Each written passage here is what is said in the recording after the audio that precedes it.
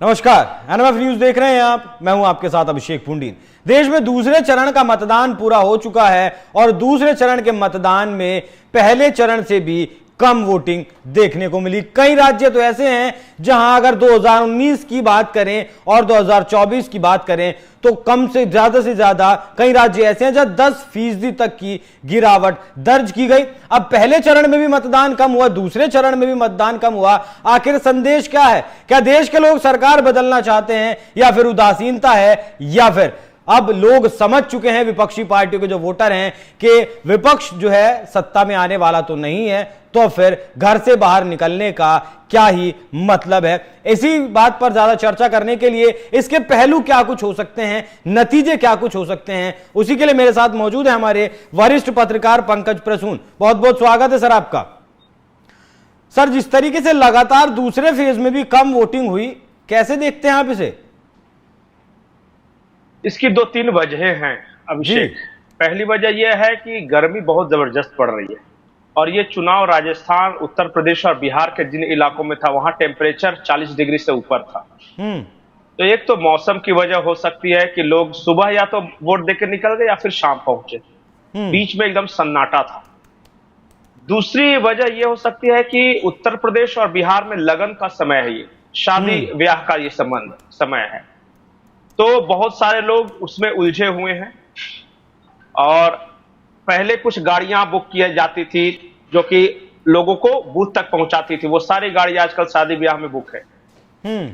तो इस वजह से भी कम लोगों को बूथों तक लाया जा रहा है। लेकिन मैं जो एक बड़ी वजह देख पा रहा हूं, यह है उदासीनता। मैं अलग अलग तबकों के बारे में बात करूंगा।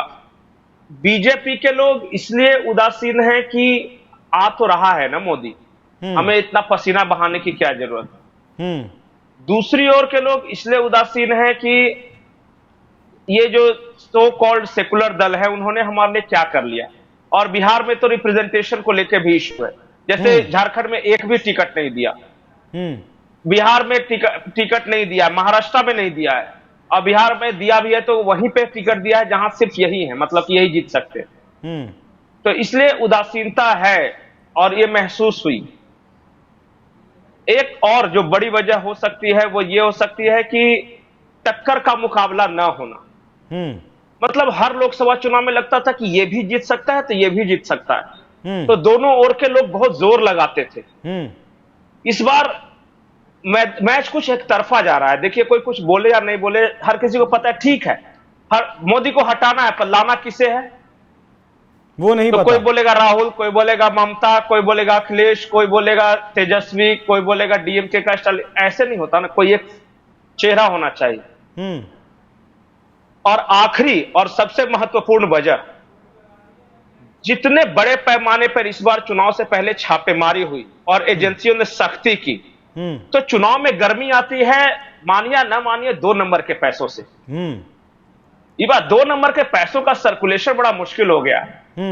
तो ना आपको भोंपू नजर आएगा, ना उतना पोस्टर बैनर नजर आएगा। अब उतना ही खर्च हो रहा है जितना 1 नंबर में दिखा रहे हैं। तो अब बताइए, जब तक कार्यकर्ताओं को ये वाला नहीं देंगे, फिर उसके बाद मुर्गा दारू का व्यवस्था नहीं होगा, आप मिठाई नहीं खिलाएंगे, पेट्रोल नहीं भरवाएंगे, काहे आपके लिए नारा लगाएगा? तो थोड़ी सी निरस्ता, मतलब शांत इलेक्शन है। ठीक है पंकज जी, अगर मैं 2019 के आंकड़े आपको बताऊं, त्रिपुरा में 82 मणिपुर से शुरुआत करते हैं। मणिपुर में 84% से ज्यादा मतदान हुआ था, इस बार 77% से कुछ ऊपर मतदान हुआ। त्रिपुरा में लगभग 83% मतदान हुआ था, इस बार 80% रह गया। असम में 81% मतदान हुआ था, इस बार 71% रह गया। पश्चिम बंगाल में 80% हुआ था, इस दूसरे चरण में 71% रह गया। छत्तीसगढ़ में 75% था तो वो 73, यहां ज्यादा गिरावट नहीं है। लेकिन केरल में 77% मतदान था, अब 65% रह गया। जम्मू कश्मीर में 72.5 था और अब 72% लगभग बराबर है। कर्नाटक की अगर बात करें तो कर्नाटक में बढ़ा है। कर्नाटक में 68.96% था 2019 में, इस बार 69% हुआ है। राजस्थान में 68% था, वहां 59% रहा है। मध्य प्रदेश में 67% था, अब 57% है। बिहार में 62 था, अब 55 है। महाराष्ट्र में 2019 में 62% था, तो 2024 में 57%, और उत्तर प्रदेश में जो मतदान 62% था वो 54% रह गया है। सबसे कम मतदान मेरे हिसाब से 54% उत्तर प्रदेश में ही हुआ है। तो सबसे पहले बात उत्तर प्रदेश की कर लेते हैं। उत्तर प्रदेश के लोगों को क्या हुआ है? 2019 में 71 सीटें थी, 2014 में 2019 में 62 सीटें थी, 2022 का लोकसभा चुनाव भी बीजेपी ने वहां जीता। विपक्ष ने हालांकि बहुत जोर लगाया 22 में, लेकिन उसके बावजूद भी क्या विरोध असर डाल रहा है? नहीं, हुआ वही है जो मैं आपको बता रहा हूं, टक्कर का चुनाव नहीं है, एक तरफा चुनाव नहीं। अगर सुनिए पंकज जी, अगर वोटर ये सोचेगा कि मोदी तो आ ही रहा है, हमें घर से वोट डालने की क्या जरूरत है, अगर सभी ये सोचने लगे, फिर तो चाहे विपक्ष का कितना भी कमजोर कैंडिडेट होगा वो भी जीत जाएगा। नहीं नहीं, विपक्ष के वोटर भी यही सोच रहे हैं कि अखिलेश यादव ने क्या कर दिया हमारे लिए। अब मुस्लिम वोटर को देखिए ना, अखिलेश यादव से लेकर बहुत नाराजगी है उनकी, और इसकी कई वजह हैं। तो बोलते हैं मोदी को तो नहीं देना है, लेकिन भागो इसको भी नहीं देंगे, चुपचाप घर पे बैठ जाएंगे, देंगे नहीं। ये भी एक फैक्टर है, मैं देख रहा हूं, महसूस कर रहा हूं। अच्छा। मुस्लिम इलाकों में मैं गया था, यहां पे तो देख रहा है कि अरे भैया मतलब क्या फायदा, इन लोग कौन सा हमारा दूध का धुला हुआ है, ऐसे बोलते। पंकज जी, अगर कर्नाटक की बात करें, कर्नाटक में थोड़ा सा मतदान फीसद बढ़ा है, क्या वो जो आरक्षण में इसलिए जो मुस्लिमों को ओबीसी में डाला गया है वो कोई फैक्टर है? नहीं नहीं, कर्नाटक में इसलिए इलेक्शन मत प्रतिशत बढ़ा है क्योंकि वहां कांटे की टक्कर है। वहां कांग्रेस भी मजबूत है और जेडीएस बीजेपी गठबंधन भी मजबूत है, तो एक एक वोट का अंतर मायने रखता है, और इसलिए दोनों ओर से बहुत जोर लगाया जा रहा है, अपने अपने वोटर को एकत्रित किया जा रहा है कि ज्यादा से ज्यादा अपने वोटर को पहुंचा सके। और देखिएगा वहां जीत हार का अंतर बहुत कम मार्जिन से रहने वाला है। लेकिन आप जब आइएगा ना, अब बताइए, सबसे शार्प डिक्लाइन है मध्य प्रदेश में, क्योंकि मध्य प्रदेश की सारी सीटों के बारे में पता है कि पिछली बार 29 में से 28 मिली थी, इस बार हो सकता है 29 में से 29 हो जाए। तो दूसरे कांग्रेस की ओर से भी जोर नहीं लगाया जा रहा है भाई, लेकिन राजस्थान में झटका है तो। हाँ देखिए, राजस्थान में इस बार टक्कर का मुकाबला है, लेकिन पिछले बार 25 में 25 आई थी, तो ज्यादा से ज्यादा क्या होगा, 20 आ जाएगी। 5 ही सीट के लिए है ना, तो मैं 400 कैसे पार करेंगे? अब 400 ये मोदी का टेंशन हो सकता है, जनता का टेंशन थोड़ी ना। अब जनता के भरोसे तो मोदी ने कहा है कि 400 पार। अब देखिए, मैं ये नहीं कह रहा कि 400 पार होगा या नहीं होगा, हो भी सकता है, नहीं भी हो सकता है, लेकिन लोग जो महसूस कर रहे हैं वो ये है कि बहुत कांटे का जब मुकाबला होता है ना, तो दोनों ओर से जोर लगाया जाता है। ठीक है, इस बात का लब्बो लुबाब क्या मान लिया जाए पंकज जी? 17 लोकसभा चुनाव हुए हैं, अब तक 17 लोकसभा चुनाव हुए हैं, 5 बार जब कम मतदान हुआ है तो 4 बार सरकारें बदली हैं। नहीं, 5 बार कम मतदान हुआ है, लेकिन मैं एक बात और देखता हूं कि जब इसी तरह एक तरफा चुनाव राजीव गांधी का भी हुआ था, जब इंदिरा गांधी की डेथ हुई थी, उस वक्त भी विपक्ष बिल्कुल धराशायी सा नजर आ रहा था। हाँ, कुछ कम्युनिस्ट पार्टियां, कुछ जनसंघ वगैरह नॉइज प्रोड्यूस कर रहे थे, लेकिन जमीन पर वो दिख नहीं रहा था, तो इस वजह से मतदान प्रतिशत कम हो सकता है। लोगों को अब ये जानने में रुचि है कि किस सीट पे हुआ क्या, कौन हार रहा है, कौन जीत रहा है, ये जानने में ज्यादा रुचि है।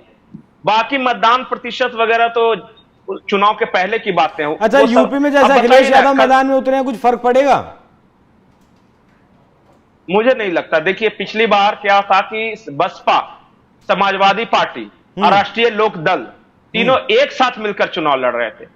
इस बार बसपा अलग लड़ रही है, राष्ट्रीय लोक दल बीजेपी की तरफ जा चुका है, तो इनकी ताकत बढ़ी कहां? ठीक है, मतलब कोई एक ऐसा सामाजिक तबका, कोई समीकरण, कोई ऐसा बताए कि भाई पिछले के मुकाबले अखिलेश यादव ज्यादा बढ़ गए। तो 13 राज्यों की 88 सीटों पर जो मतदान हुआ, उसका लब्बो लुबाब क्या कहता है? आपका गणित क्या कहता है? पंकज प्रसून का गणित क्या कहता है? मेरा गणित कहता है कि उत्तर प्रदेश में जो दूसरा फेज हुआ एक तरफा हुआ। पहले फेज में जो 8 सीटों पे हुआ उसमें 7-1 था, इसमें 8-0 हो सकता है। मतलब अब तक जो 16 सीटों पे मतदान हुए, 1 या 2 विपक्ष के पास आ रहा है मुश्किल से। अगर बिहार की बात करेंगे तो बिहार में पिछली बार 4 हुआ था फर्स्ट फेज में, और इस बार 5 हुआ है, मतलब 9 सीटों पर चुनाव हो चुका है। यहां भी कांग्रेस को 2 सीटें मैं देख पा रहा हूं, एक किशनगंज और कटिहार में चांस है। पप्पू यादव की सीट वाली जो कितना भी उछल कूद मचा ले, लेकिन मुझे लगता है कि वो सेकंड पे रहेंगे, और वो जीतेंगे भी तो निर्दलीय के खाते में जाएगा। तो वो इंडिया गठबंधन और ये नहीं, अगर जीतेंगे तो जेडीयू जीत सकती है वहां पे, जो कि लग रहा है वहां। उम्मीद है आपको? क्योंकि लाख आप देखिए, वहां मुकाबला तो पप्पू यादव और जेडीयू के बीच था, संतोष कुशवाहा के बीच था। लेकिन खराब से खराब हालत में भी जो बीमा भारती है, आरजेडी कांग्रेस की जो ऑफिशियल कैंडिडेट है, वो अगर 1.5 लाख 2 लाख वोट ला रही है तो किसका वोट ला रही? वो तो पप्पू यादव के हिस्से से ही निकाल रही है ना, या फिर उनके हिस्से से पप्पू यादव निकाल रहे हैं। जेडीयू का वोट तो अपना जो है सो है, या बीजेपी का। तो इसलिए मैं चांस कह रहा हूं कि लाख उछल कूद प्रयास के बावजूद सेकंड पे ही रहेंगे पप्पू यादव। जीत रही है वहां से जेडीयू। 2 सीटें जो भागलपुर बांका की थी, दोनों अजय मंडल जीत रहे हैं भागलपुर से, और बांका से गिरधारी यादव। तो कुल मिला के जो सेकंड फेज में 3-2 है, और फर्स्ट फेज में 4-1 था। तो अब तक मैं कम से कम 3 सीटें दे रहा हूं 9 सीटों में से। खुश हो जाना चाहिए महागठबंधन के लोगों को, क्योंकि पिछली बार 40 में से 39 सीटें आ गई थी एनडीए को। तो झटका लग रहा है कहीं ना कहीं राज्यों में। नहीं, बिहार में कम हो रहे हैं, लेकिन उड़ीसा में बढ़ रहे हैं, साउथ इंडिया में बढ़ रहे हैं, मध्य प्रदेश में या तो बंगाल में क्या रहने वाला है, या फिर उससे बंगाल में बढ़ रहे हैं। बंगाल में बढ़ रहे हैं। अब तक 6 सीटों पे वहां चुनाव हुआ है, और मेरे पास जो जेन्युइन रिपोर्ट है उसके अनुसार अब तक टीएमसी का खाता नहीं खुला वहां। दोनों चरणों में सिर्फ टक्कर दे पा रही है टीएमसी जी। 6 सीट दोनों चरण में, 3 पहले चरण में और 3 दूसरे चरण में हुई है। और अब तक या तो 5-1 है, नहीं तो 6-0 है। वो है बीजेपी के फेवर में। ठीक है। 1 सीट सिर्फ है जहां टीएमसी टक्कर में दिख रही है, और यही बहुत मतलब कि हताशा, निराशा, परेशानी है टीएमसी के अंदर। और रोज हर दिन एक खबर आ जा रही है जो कि बंगाल को मतलब कि फिर से पोलराइज कर दे रहा है। और एक बात जान जाइए, जितना ज्यादा कट्टरपंथी बातें बोलेंगी ममता बनर्जी या टीएमसी के लोग, या जो हरकतें करेंगे, गोलबंदी ज्यादा होती जाएगी हिंदू वोटरों की, दोनों तरफ की। इसका नुकसान सबसे ज्यादा होगा सीपीएम कांग्रेस, क्योंकि अब तक 0, अभी तक जो 6 सीट पे चुनाव हुआ है, अभी तक 0 है। वो कहीं से कोई एक जीत जाए तो मुझे नहीं पता है। अधीर रंजन चौधरी वाली नहीं, अगर सीपीएम 2-4% वोट भी काटता है मुसलमानों का, तो सीधा फायदा बीजेपी को होगा। नहीं, ऐसा नहीं हो। देखिए, पिछली बार भी काटे थे ना। मुझे लगता है कि सीपीएम तो जहां थी वही रहेगी। सीपीएम कांग्रेस की जो गठबंधन थी, 1 या 2 पिछली बार भी आया था, ज्यादा से ज्यादा 1-2 की जगह पे 3 हो सकता है। इससे ज्यादा नहीं फर्क पड़ने वाला। हाँ, रोल रिवर्सल हो रहा है टीएमसी या बीजेपी के बीच। तो मतलब दूसरे फेज में बीजेपी बढ़त ना रहे, एनडीए 3 के तीनों देख लीजिएगा रिजल्ट। नहीं, ओवरऑल 88 सीटों की अगर मैं बात करूं, ओवरऑल 88 सीटों में देखिए, बीजेपी 25 के 25 जीती थी राजस्थान में, इस बार 25 नहीं आ रही है। That's all I have to say. Rajasthan में नुकसान में है, बिहार में नुकसान में है, बंगाल में बढ़ रही है, उत्तर प्रदेश में बढ़ रही है, और बाकी उड़ीसा में बढ़ रही है, साउथ इंडिया में बढ़ रही है। तमिलनाडु बढ़ने वाली जगह ज्यादा है। तमिलनाडु में ऑफ कोर्स बढ़ रही, जो 0 है वो अगर 1, 2, 3 भी लाता है तो बढ़ती है। चलिए, तो मतलब दोनों फेज बीजेपी के नाम रहे हैं? नहीं, राजस्थान और बिहार में बीजेपी को नुकसान हुआ है, जैसे पिछले बार के मुकाबले। अगर 2019 के बारे में पूछेगा तो अगर इस फेज के बाद 2 फेज की बात करें तो पिछले बार बिहार में विपक्ष को 1 सीट मिली थी सिर्फ, किशनगंज वाली, मोहम्मद जावेद जीते थे। इस बार 2 मिलती दिख रही है, ये 5, 4, 9 सीटों में से।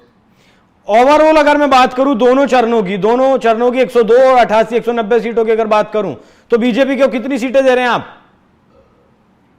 कितनी सीटें मैं नहीं बताऊंगा, लेकिन ऑन राइट ट्रैक बताऊंगा। कहीं अगर कमे है तो कहीं बढ़े भी। मैं जिन 2 जगहों की बात बताया, राजस्थान और बिहार अगर कमे हैं तो तमिलनाडु में बढ़े हैं, केरला में खाता खुल सकता है, तेलंगाना में बढ़ रहे हैं, उड़ीसा में बढ़ रहे हैं, बंगाल में बढ़ रहे हैं। चलिए, तो कुल मिलाकर ठीक है। मैं ये नहीं कह रहा कि 400 के 400 पार आएंगे, लेकिन अब तक जो रुझान दिख रहा है, गड़बड़ाया नहीं इलेक्शन है। और फेवर में जो ठंडापन था, सेकंड फेज में थोड़ा सा गर्मा गया इलेक्शन। फेवर में है एनडीए के, वो अब तक तो दिख रहा है। और इंडिया को जो है वही ढाक के 3 पात होता हुआ नजर आ रहा है जिस तरीके से। नहीं, ठीक है। नहीं, देखिए, वो सरकार बनाने के लड़ भी नहीं रहे। उनको ही संतुष्टि तो यही बात पे है कि आपने 400 बोला था, हमने 350 नहीं, हम 350 पे रोक दिया। देखा, वो बड़ा बोल रहे थे 450, रोक दिया ना। 320, 330, 340, 350 पे, बस नैतिक विजय है। सरकार तो जानती है। अच्छा, एक लॉबी है जो 250 सीटें दे रही है इस बार। नहीं, वो करने के लिए क्या किए? कोई तो राहुल गांधी को ही प्रधानमंत्री बना रहे हैं। नहीं, ये लॉबी 2014 से काम कर रही है। 2014 में वो हमेशा काम करेगी। रोजी रोटी का सवाल है, रोजी रोटी का। देखिए, मैं उनके बारे में बोलूंगा नहीं। दिल्ली में बैठे कुछ पत्रकार जो कि कांग्रेस द्वारा और लेफ्ट लॉबी द्वारा पोषित पत्रकार, उनको महीने की रकम बंधी बधाई मिलती है। वो एक माहौल बना रहे हैं। दूसरे वैसे हैं जो कि जाति से या फिर हर्ट हो गया सेंटिमेंट, जैसे अब चाइना से पैसा लेने वाला न्यूज क्लिक वाला पत्रकार, तो वो है तो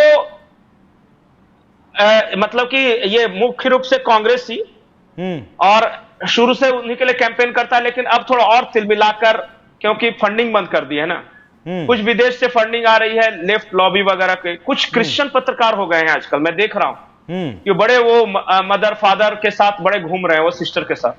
अच्छा, उन्होंने उधर से लिंक बना लिया है, बिल्कुल। तो इस तरह की लॉबी है हमेशा से। और ये रुदाली गैंग 2014 से रो रहा है। देखिए अभी कब इनका दुख भी कभी खत्म होगा ही, 13 से तो यही है। तब तक बहुत सारे रिटायर हो जाएंगे, बहुत इस लायक नहीं रहेंगे कि पत्रकारिता कर सके। बहुत के चेहरों पे झुर्रियां, उदासी अभी भी दिख रही है। मैंने सुना था कि वो डिप्रेशन में चला गया है एक पत्रकार, पहले एनडीटीवी में बहुत बड़े पत्रकार हुआ करते थे, यूट्यूबर बन के घूम रहे हैं, लाइमलाइट मिला नहीं, तो वो डिप्रेशन में इंजेक्शन ले रहे थे वो। चलिए, वो तो एक अलग बात है, उस बारे में बात नहीं करेंगे। लेकिन जिस तरीके से देश में 2 चरण का मतदान हो चुका है और 5 चरणों का मतदान अभी बाकी है, अभी भी इंतजार है 4 जून का कि 4 जून को क्या कुछ होता है, इंडिया या फिर एनडीए। आपकी क्या कुछ राय है, कमेंट कर जरूर बताएं। बहुत बहुत धन्यवाद पंकज जी, नमस्कार।